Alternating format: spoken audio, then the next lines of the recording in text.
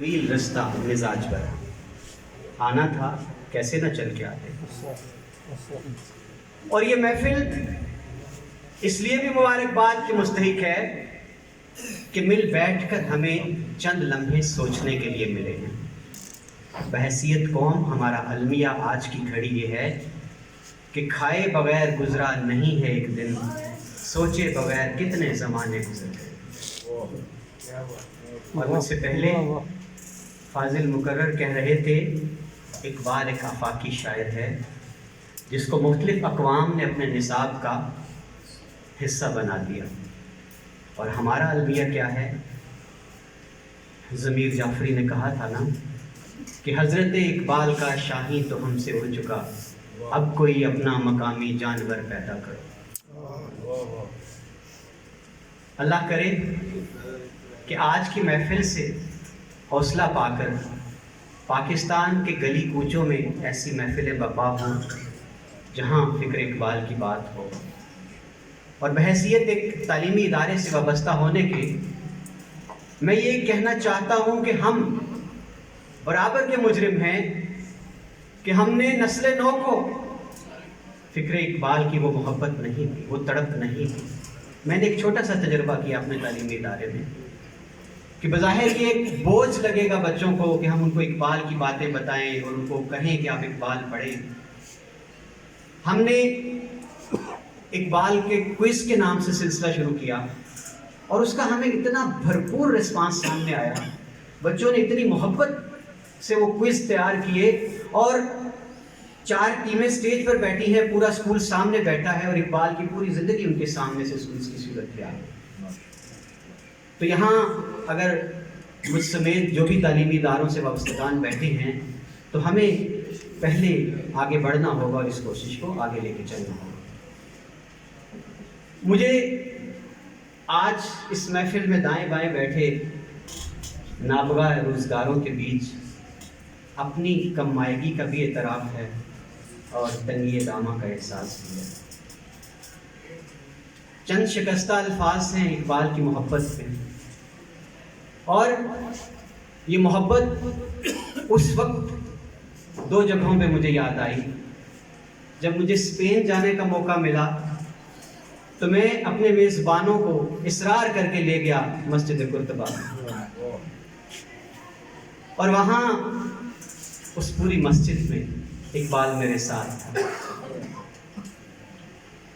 اور میرے اندر وہ سکت تو نہ تھی جو مقام اقبال کا تھا کہ اقبال کے لیے اس میں اذان بھی گونجی.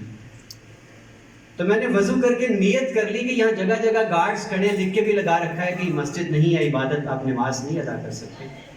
تو میں نے وضو کر کے نیت کر لی کہ یا باری تعالیٰ میں کھڑا ہو رہا ہوں تو میرے اشاروں کو قبول کر لینا نماز کی صورت. اور دوسری محبت، جب میں جرمنی گیا میرے پاس صرف 3 دن تھے اور میرے میزبانوں نے کہا کہ ہاں جی کہاں جانا ہے، سیر کہاں کی کرنی ہے، دیوار برلن دیکھنے آتے ہیں. میں نے کہا زندگی پھر وفا کرے نہ کرے مجھے شہر اقبال لے چلو. اور وہ لمحات جو میں نے ہائیڈل برگ میں گزارے، دریائے لیکر کے کنارے وہ پتھر جہاں اقبال کی غزل گندا ہے، اور یقین کرے وہاں جا کے مجھے لگا کہ میرا مقصد سفر پورا ہو. مجھے علامہ صاحب نے موضوع دے دیا اقبال کا مرد مومن، اور اس موضوع پر بات کرنے سے پہلے میں نے اپنے سراپا پہ نظر دوڑائی کہ کہاں کہیں کوئی مرد مومن والی صفت میرے اندر موجود ہے. تو جواب نفی میں آیا. حاضرین، اقبال کے مرد مومن پر بات کرنے سے پہلے ضروری ہے کہ ہم تھوڑا سا اس کا پس منظر جانیں، تمہید کی طرف جائیں، اور اس کے لیے ضروری ہے کہ ہم حیات انسانی کی داستان کو تھوڑا سا پڑھیں. جب یہ کائنات وجود میں آئی تو آغاز میں یہ جامد تھی. پانی کے چھینٹے نے اس کی آنکھیں کھول دی اور پھر پانی اور مٹی کا امتزاج ہوا تو حیات نے جنم لیا. جوش نمو نے اس کو نر اور مادہ میں بانٹا، نر اور مادہ کا ملاپ ہوا تو زندگی کا ارتقا شروع ہوا. کروڑوں سال لگے، پھر یہ پیکر حیوانی میں ڈلی، اور پھر محض ایک ہی جست سے اس نے ارتقاء کی منزلیں یوں طے کی کہ بشریت کا لبادہ بن گیا. اب یہاں تھوڑا سا فرق ہم دیکھ لیں. مغرب کیا کہتا ہے؟ مغربی نظریہ کے مطابق انسان اور حیوان میں کوئی فرق نہیں، فنا دونوں کا مقدم. وہ انسان کو صرف تھوڑا سا حیوان سے شعور سے بلند درجہ دیتا ہے. اور قرآن کیا کہتا ہے؟ وہی بات جو اقبال کہتا ہے، موت کو سمجھے ہیں غافل اختتام زندگی ہے یہ شام زندگی صبح تمام زندگی. قرآن کہتا ہے کہ یہ زندگی تو ارتقائی مرحلے کا پہلا مرحلہ ہے، یہ تو ابھی آغاز ہے. اور پھر ایک وقت آتا ہے کہ انسان ترقی پاتا ہے، نمو پاتا ہے، آگے بڑھتا چلا جاتا ہے. اقبال کے مرد مومن کا پس منظر ہے.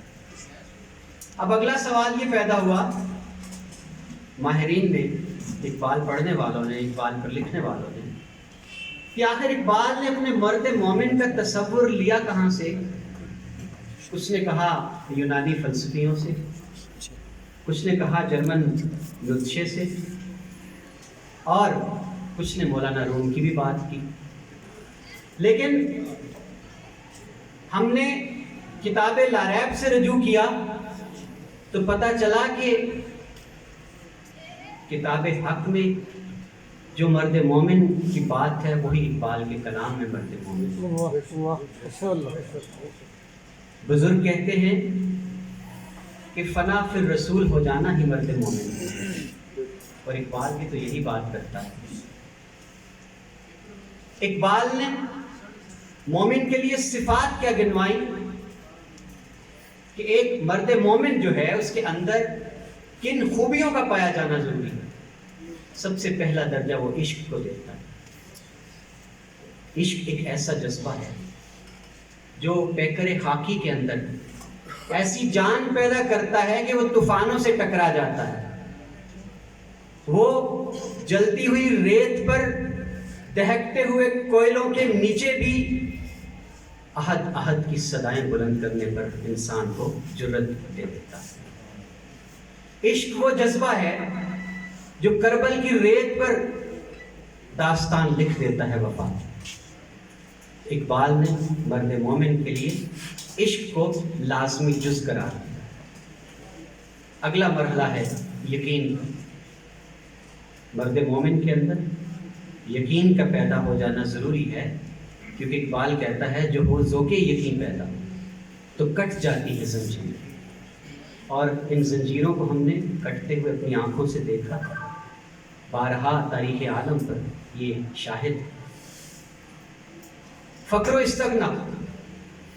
اقبال جب فقر و استغنا کی بات کرتا ہے، خودی کی بات کرتا ہے، تو یہاں ہمیں دوبارہ فلسفہ حیات سے رجوع کرنا ہے کہ زندگی، انسانی جسم طبی قوانین کے مطابق چلتا ہے، اپنی ضرورتیں پوری کرتا ہے، کھانا پینا، لباس، مکان.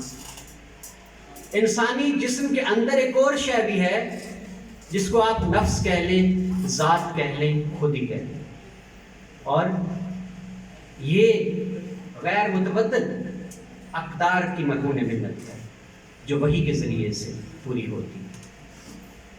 فقر و استغنا اقبال مومن کے لیے ضروری قرار دیتا ہے، اور اسی لیے وہ کہتا ہے کہ شاہی بناتا نہیں آشیانہ. مومن کی خوبی اپنے رب پر قناعت کرنا ہے. اس کو دنیاوی جاہ و حشم سے، مال و منصب سے کچھ بھی لینا دینا نہیں. اس کے سامنے تو کینوس بڑا وسیع ہے. اس کے بعد اقبال مرد مومن کے لیے ضروری قرار دیتا ہے کہ وہ قلب سلیم رکھتا، اس کے اندر کوئی ایسی چیز نہ ہو جو مادہ پرستی کی طرف لے جانے والی ہو، جو زندگی کے سفر میں اس کو اس مقام و مرتبے کو پانے کے لیے جس کے لیے اس کو پیدا کیا گیا ہے، مقصد حیات کو پانے کے لیے اقبال ضروری قرار دیتے ہیں۔ اور یہاں دور کیوں جاتے ہیں؟ اقبال نے کہا تھا نا کہ اللہ کو پامردی مومن پہ بھروسہ، ابلیس کو یورپ کی مشینوں کا سوال۔ ہم نے اپنی آنکھوں سے افغانستان میں کیا دیکھا؟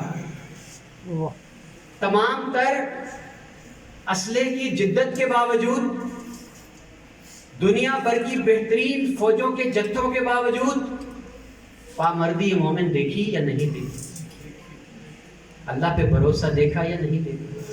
یقین کامل مرد مومن کا جو ہتھیار ہے اس کو ہم نے اپنی آنکھوں سے دیکھا، اور سپر پاور ہونے کا ناز لیے جس خفت کے ساتھ وہ افغانستان سے نکلا ہے، ہمارا یقین اور بھی مستحکم ہو گیا کہ اقبال جس مرد مومن کی نشاندہی کرتا ہے، اگر وہ یقین کامل سے اپنے دل کی دنیا کو بدل دیتا ہے، اپنا آپ رب کی رضا پر قربان کر دیتا ہے، تو پھر رب کی نصرت کو اترتے ہوئے آج بھی دیکھا جا سکتا ہے۔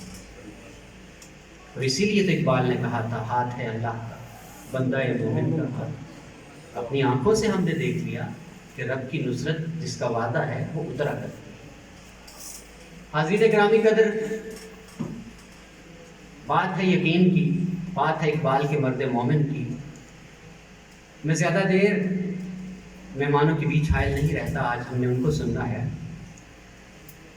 فتوحات شام سے تاریخ کے اوراق میں ایک قصہ ہے کہ دو نوجوانوں کو پکڑ کر عیسائی حکمران کے روبرو پیش کیا گیا، اور اس نے بڑی کوشش کی کہ یہ اسلام سے منہ موڑ لیں، لیکن یقین کامل تھا، عشق صادق بھی تھا۔ ایک نوجوان کو جلتے ہوئے تیل کے الاؤ میں پھینک دیا گیا، لیکن وہ اپنے مقصد سے نہ ہٹا، شہید ہو گیا۔ اب دوسرے نوجوان کے لیے حکمت عملی تبدیل کر لی گئی، اس کو ایک خوبرو شہزادی کو سونپ دیا گیا اور کہا کہ تو اپنے حسن کے جلوے دکھا کے اس کو مائل کر لے۔ 40 روز لگ گئے، اس مرد مجاہد نے آنکھ اٹھا کر بھی نہ دیکھا اس خوبرو کی جانب، اور آخر وہ بول اٹھی اور کہا، کس مٹی کے بنے ہو؟ ارے میرا حسن تو بڑے بڑے پارساؤں کو پگھلا گیا، تمہارے اوپر کوئی شے اثر کیوں نہیں کرتی؟ اس کا جواب تھا، تمہارا فنا ہو جانے والا حسن میری نظروں میں کیا حیثیت رکھتا ہے؟ جس کی نظروں میں گنبد خضرا کی خوبصورتی بسی ہو، وہ تمہارے حسن کو کیا کرے؟ اور کہنے والے کہتے ہیں یہی وہ مقام تھا جہاں اقبال نے کہا، کہتے ہیں فرشتے کے دل آویز ہے مومن، حوروں کو شکایت کی کم آمیز ہے مومن۔ حاضرین، اب وقت باتوں کا نہیں ہے، اب عمل کی بات ہے، اور آج امت دوبارہ جس طرح پارا ہے، اور آج ہمیں زیادہ ضرورت ہے فکر اقبال کی۔ فکر اقبال کے سانچے میں اپنے قلب سلیم کو ڈھالنے کی جس قدر آج ضرورت ہے، کبھی نہیں رہی۔ اور یہ بڑے بوجھل فلسفے ہیں، فقر و استغنا، عشق اور یقین محکم، مختصر بات ہے۔ میں نے روح اقبال سے پوچھا کہ ہم تو بڑے کمزور ہیں، کیسے مرد مومن بننے کے راستے پر چل سکتے ہیں؟ تو اقبال کی روح نے مسکرا کے کہا کہ بڑا آسان نسخہ ہے۔ اقبال نے 1 کروڑ بار اپنے آقا کریم صلی اللہ علیہ وسلم پر درود شریف پڑھا تھا، تم بھی پڑھ کے دیکھو، شاید دل کی دنیا بدل جائے۔ یہی پیغام ہے آج کا کہ لکھنا نہیں آتا تو میری جان پڑھا کر، ہو جائے گی تیری مشکل آسان پڑھا کر۔ پڑھنے کے لیے تجھ کو اگر کچھ نہیں ملتا، چہروں پہ لکھے درد کے عنوان پڑھا کر۔ آ جائے گا اقبال تجھے بھی جینے کا سلیقہ، تو محمد عربی کے فرمان پڑھا کر۔